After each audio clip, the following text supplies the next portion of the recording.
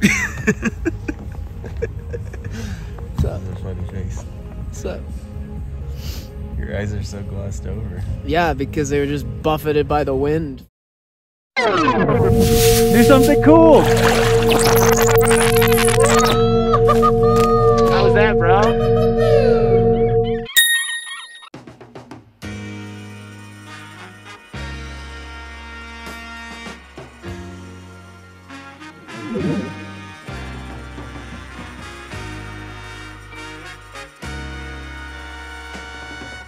We're just trying to do the best for our country. Now it's a team. Yeah. We're all one team.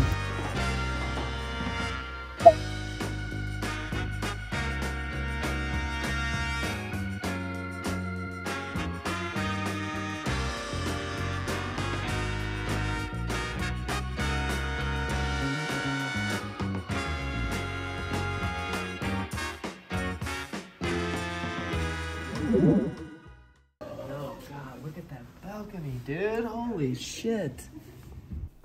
Little tilted there. There we go.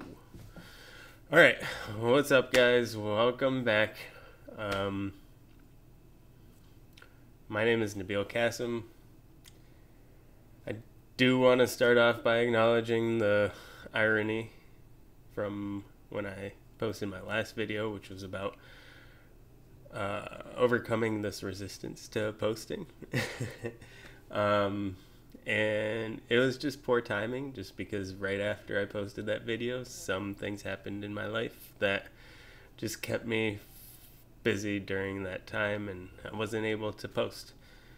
So now we're here, and that's all in our past. And I just wanted to tell the story about how I tore my ACL, which was one of those things that was keeping me from posting. And then that's it. All right. Talk to you later. Bye. Team. Team. Totally just joking. I'm back. And here's the story about how I tore my ACL. Just a week or two after my birthday. Hold on, let's try that again. Sounds like the cops. So I've been living in Vermont, and specifically downtown Burlington, and I realized that one of the most obnoxious things about living downtown is the sirens going off every once in a while. The fire station is right around the corner from me, and yeah, every time that they have to go take care of something, I hear sirens. It can be a little bit disturbing every once in a while. So back in January, about a week after my birthday, it was a Sunday, and I was headed to Sugar Bush Resort, where I've been spending most of my ski days this past winter season. I was scheduled to learn how to tether a sit ski, which is a molded bucket seat attached to a frame mounted above two skis, and it's used in adaptive sports.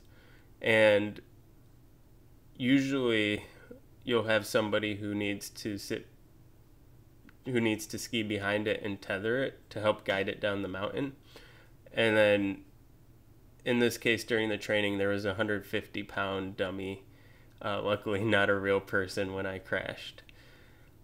So what ended up happening was I had gone through all the instruction, and then I was finally given the reins to tether the sit ski for the first time down the mountain.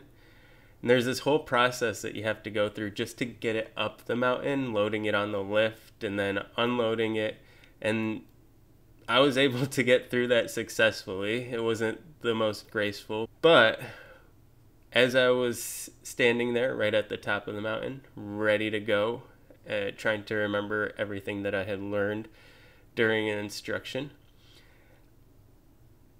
I just didn't commit hard enough, where you have to go from driving the sit ski very close up with it almost a foot away from your body to transitioning there to the tethers. And essentially you have to let go of that and then just move to the tethers, where then you're maybe like 6 feet away from it. And during that whole process, I just didn't commit hard enough, where I was going down the mountain with the sit ski, and it just kept going back and forth.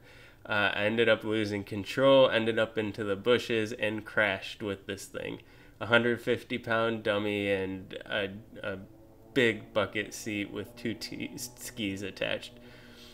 My ski ended up getting tangled up with it, and that's what caused my leg to twist. Normally, there's a DIN setting that allows your bindings to come undone in the case that it's torqued in the wrong way. Unfortunately, this time that did not happen, and my leg got twisted pretty badly. I ended up tearing my ACL and damaging a lot of other tissues that are surrounding my ACL. Usually when you've had a large accident like this, in the moment, your adrenaline is rushing, and that really takes away the pain from it. And I was hopeful at the time. I got up and I tried to walk on it, which probably wasn't the smartest thing. The one thing going through my mind after the dust had settled from the crash was, oh crap, I have 2 weeks planned out west to go snowboarding and skiing, and I'm probably not going to be able to make those trips. Usually there's a week-long trip that I'll plan with a bunch of my college buddies that you saw earlier in the montage. That was one of the biggest blows to me, that like this was a season-ending injury that I had experienced. Shit. I'm out of focus. Yes. There we go. All right. I promise that was not a coincidence, that the battery exhausted message came up and my battery died, just as I was telling you about how I felt in the moment after this injury. It was a little disheartening to have had this happen, especially as I was volunteering and trying to learn something new around skiing. I had been shadowing the adaptive sports program at Sugarbush here in Vermont, and I was really inspired to see all the work that goes into making the mountains accessible to. If you guys want to learn more about Vermont Adaptive and the work that they do, I'm gonna paste a link to their website in the description below. You should definitely check them out. I was at the top of the run, sitting there with the group that I was with, the instructor, kind of freaking out that I wasn't going to be able to ski, and now the 2 weeks of trips that I had planned that were just coming up in February, I wasn't going to be able to go on. I was very disheartened about that. Thankfully, everybody who was with me was super nice. Even the ski patrol, once they got there, were just keeping it very lighthearted and trying to keep my mood up, knowing that it was a very tough situation to be in. I got to ride in the back of the sled as they were guiding me down the mountain, and I was laying there in a burrito. And then I was taken to the hospital and checked out at the ER. They didn't really tell me what was wrong at the time, but I think it was pretty obvious that I had torn a lot of ligaments in my knee, and I was to keep off of it for a while.